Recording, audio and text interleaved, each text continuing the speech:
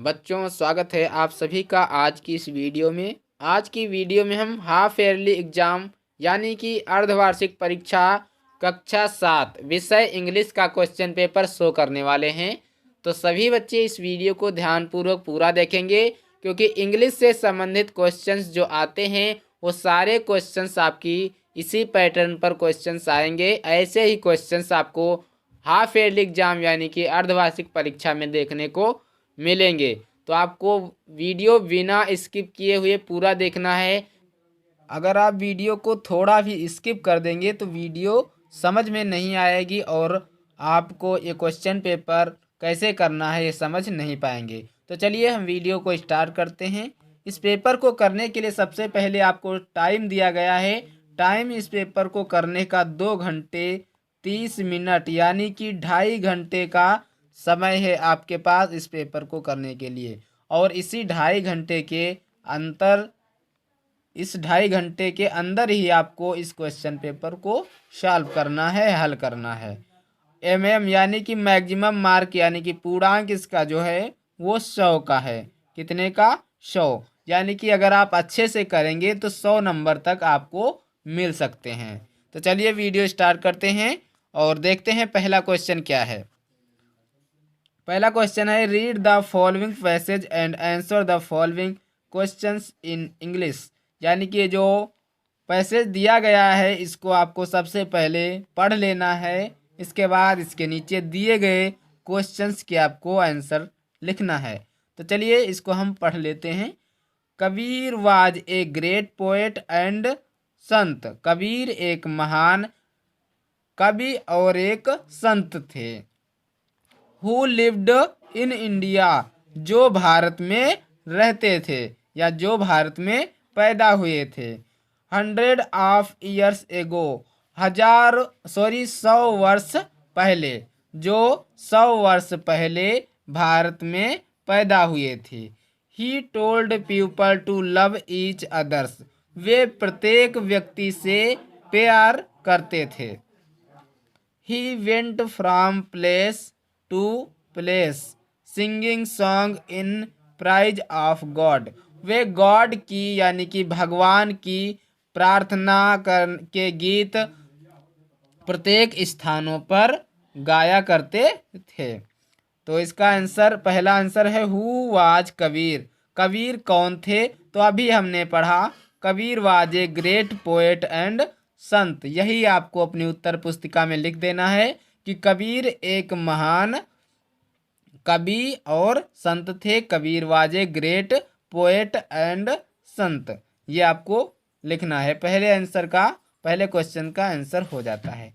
दूसरा है कि वेयर डिड ही लिव, वे कहाँ पर रहते थे, वे कहाँ पैदा हुए। तो अभी हमने पढ़ा कि हु लिव्ड इन इंडिया, वे भारत में पैदा हुए। 100 एगो, 100 साल पहले, 100 साल पहले वे भारत में पैदा हुए। यह आपको लिख देना है।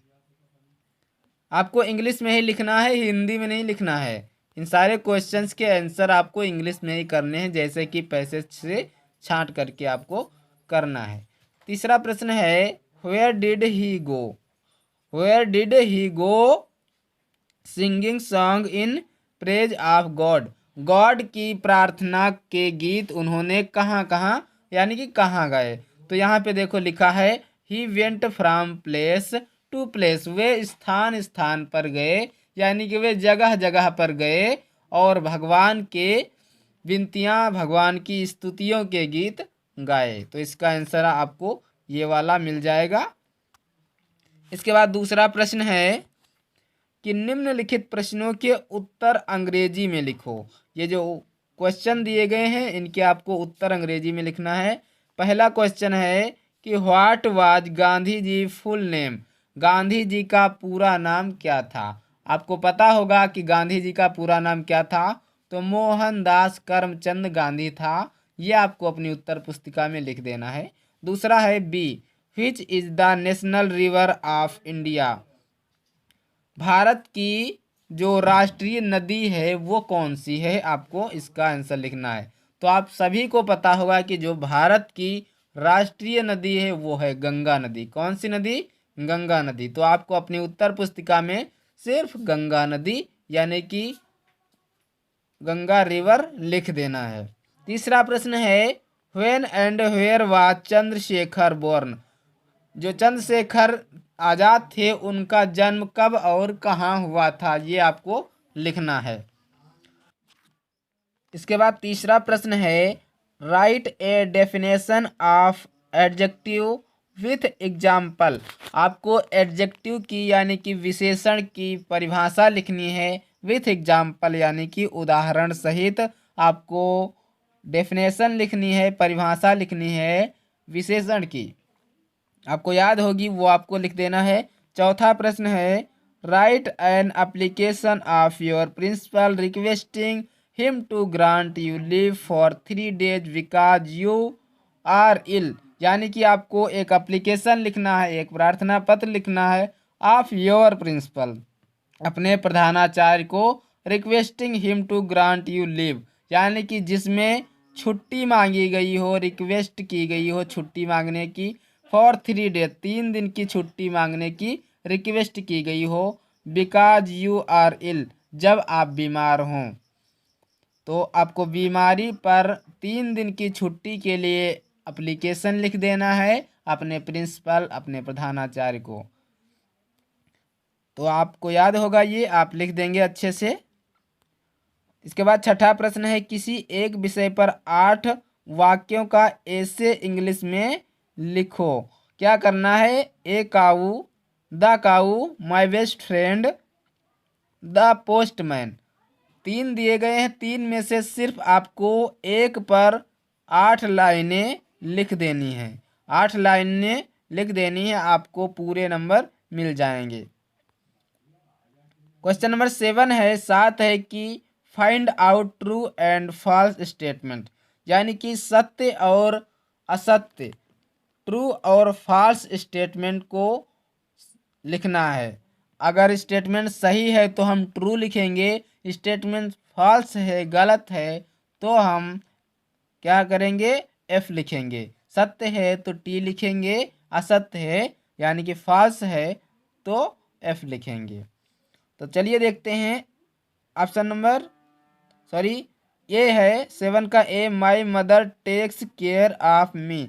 मेरी माता मेरी क्या करती हैं? केयर करती हैं, देखभाल करती हैं। तो ये स्टेटमेंट सही है, तो यहाँ पर हम टी भर लेंगे। इसके बाद the king lived in a place, राजा एक स्थान पर रहते थे।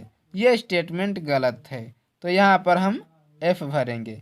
आपको लग रहा होगा कि ये स्टेटमेंट सही है, लेकिन ये स्टेटमेंट सही नहीं है। यहाँ पे देखो मीनिंग लिखा है प्लेस। प्लेस मीन्स होता है स्थान। राजा एक स्थान पर नहीं बल्कि राजा एक पैलेस में रहते थे, एक महल में। यहाँ पे अगर पैलेस होता तो स्टेटमेंट सही हो जाता, लेकिन यहाँ पर प्लेस आकर के स्टेटमेंट को गलत कर देता है। तीसरा है the king wanted to teach a lesson to the people. राजा लोगों को एक सबक सिखाना चाहता था। राजा जो था वो अपनी प्रजा के लोगों को सबक सिखाना चाहता था। तो स्टेटमेंट ये भी सही है, तो यहाँ पर हम टी भर लेंगे।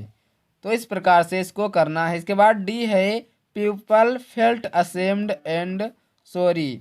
जो लोग थे, जो राजा की प्रजा थी, वो बहुत ही शर्मिंदा हुई और क्षमा मांगा।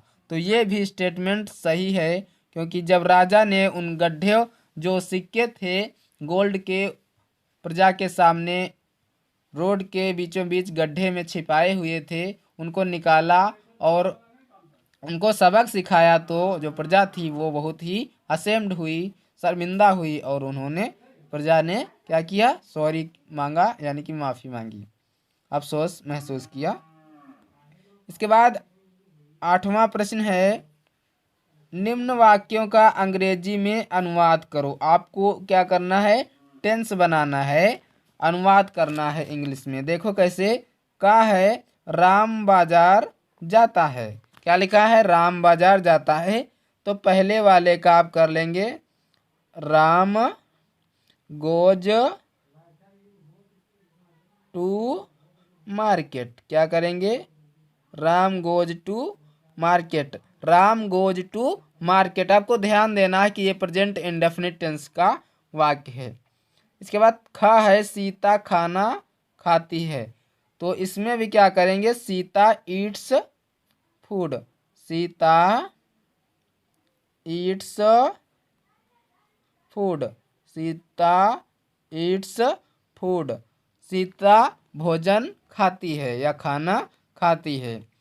गा है मेरा एक भाई है।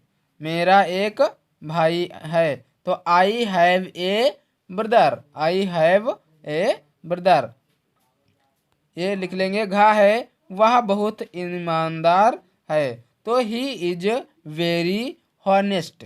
ही इज वेरी हॉनेस्ट आप लिख लेंगे। अंगा है वे बाग में थे, तो there are they were in in garden. बाग किस मीन्स होता है? बाग मीन्स होता है गार्डन। गार्डन मीन्स क्या होता है? बाग। तो दे आर गार्डन, वह बगीचे में थे या बाग में थे। तो ये था कक्षा 7 इंग्लिश का क्वेश्चन पेपर। आशा करता हूँ आपको वीडियो बहुत पसंद आई होगी। वीडियो पसंद आई है तो वीडियो को लाइक करें, चैनल को सब्सक्राइब करें और अपने दोस्तों के साथ इस वीडियो को शेयर करें। और अगर आप किसी अन्य सब्जेक्ट का क्वेश्चन पेपर प्राप्त करना चाहते हैं तो आप हमें कमेंट बॉक्स में कमेंट भी कर सकते हैं। हम आपको उस सब्जेक्ट का क्वेश्चन पेपर अवश्य प्रोवाइड कराएंगे। मिलते हैं अगले वीडियो में, तब तक के लिए जय हिंद, नमस्कार।